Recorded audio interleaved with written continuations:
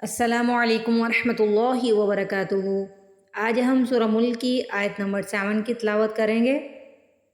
اعوذ باللہ من الشیطان الرجیم، بسم اللہ الرحمن الرحیم۔ إذا ألقوا فيها سمعوا لها شهيقا وهي تفور إذا ألقوا فيها سمعوا لها شهيقا وهي تفور۔ إذا ذال کے اوپر دیکھیے زبر کے بعد الف آ رہا ہے اور مد بھی ہے۔ اس کو یا تو ایک الف کے برابر کھینچیں گے یا پھر 3 الف کے برابر کھینچیں گے۔ اذا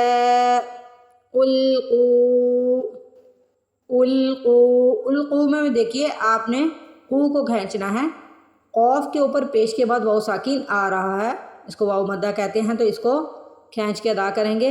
القو اذا القوا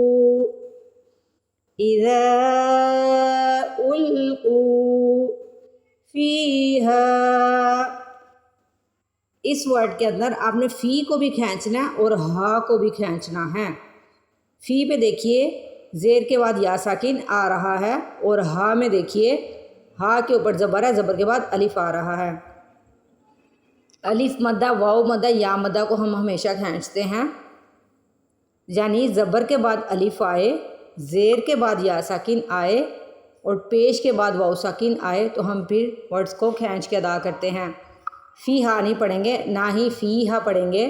فی کو بھی اتنا ہی لمبا کرنا ہے جتنا ہا کو کرنا ہے۔ فی ہا سمعوا، سامعوا نہیں اس کو پڑھنا، سمعوا پڑھنا ہے۔ عین پہ دیکھیے پیش کے بعد واؤ ساکن آ رہی ہے، عین کو کھینچنا ہے آپ نے، نہ سین کو کھینچنا ہے نہ میم کو، عین کو کھینچنا ہے۔ سمعوا لہا، اس میں دیکھیے ہا کے اوپر زبر کے بعد الف آ رہا ہے، ہا کو کھینچیں گے۔ لہا شہیقا وہی، ہا کے نیچے زیر ہے، زیر کے بعد یا ساکن آ رہا ہے اس لیے ہا کو کھینچیں گے۔ دوسرا قم پہ گنہ کریں گے، یہاں پہ ادغام بالغنہ ہو رہا ہے۔ واؤ پہ تشدید آتی ہے، اس سے پہلے یا تنوین آ جائے یا نون ساکن آ جائے تو ہم اس کو کہتے ہیں ادغام بالغنہ۔ تو آپ یہاں پہ یہ یاد رکھیے واؤ پہ تشدید ہے، ہم نے یہاں پہ ادغام بالغنہ کرنا ہے، سمجھیے یہاں پہ غنہ کرنا ہے۔ شہی، پہلے ہی کو سٹریچ کرنا ہے، پھر قوم پہ گنہ کرنا ہے۔ شہیقا قوف کو موٹا پڑھنا ہے، کرتے وقت ناک میں آواز لے کے جانی ہے اور تھوڑی دیر لگانی ہے، پھر غنہ ہو جائے گا۔ شہیقا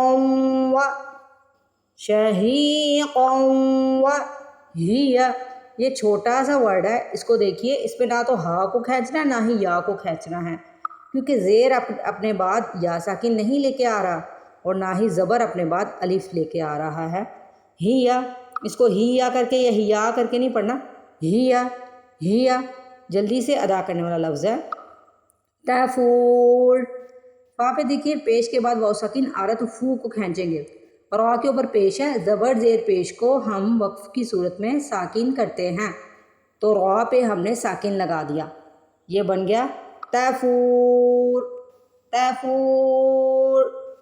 اذا القوا فیہا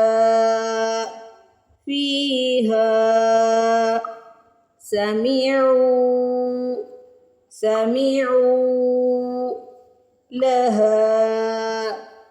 لہا شہیقا